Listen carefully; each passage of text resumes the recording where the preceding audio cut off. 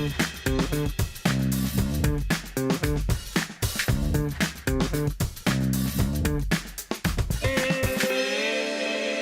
Clementine. I work for the European Youth Forum on employment policy, so how to help young people to get a job and especially to get a quality job.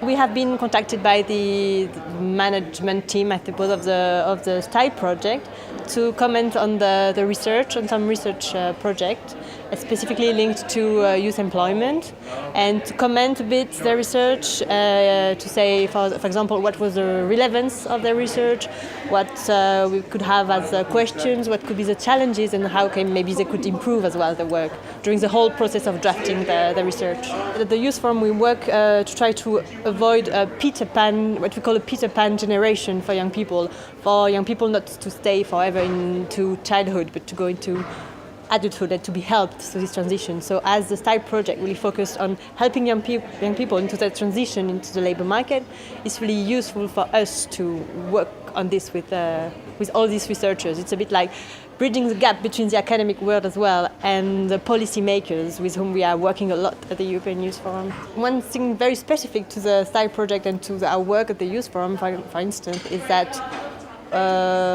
we work on social inclusion of young people, but it's important for us that social inclusion is not just about youth employment.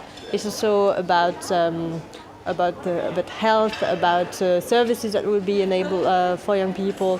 So it's really important that when we speak about youth inside a nest, for example, that it's not just about employment, it's about the quality of employment and the kind of job that young people will get. Will this help them to then start their own family, to leave home, for example, this kind of thing. Very often, youth is not identified as a specific category. We speak about children, we speak about adults, but we do not really speak about youth. They do not have specific rights. So what we try to lobby for is really for specific rights to young people. So I was speaking about these rights to quality employment, but it's also to quality education, to social inclusion, so that really policymakers pay specific attention to this category of the population, which is young people. When we speak about youth employment, we very often end up speaking of Nordic countries. For example, with Finland, and we very often focus on the example of the Youth Guarantee, which is a specific program really to accompany young people, because the member states that are doing the best, I think, are member states that have a specific approach to the youth transition, trying to accompany as much as possible the young person with a personalized transition, I would say.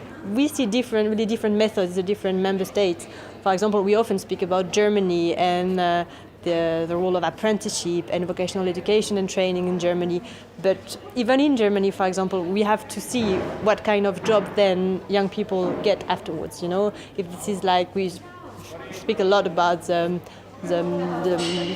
small jobs and some jobs sometimes with 0-hour contracts as well in the UK.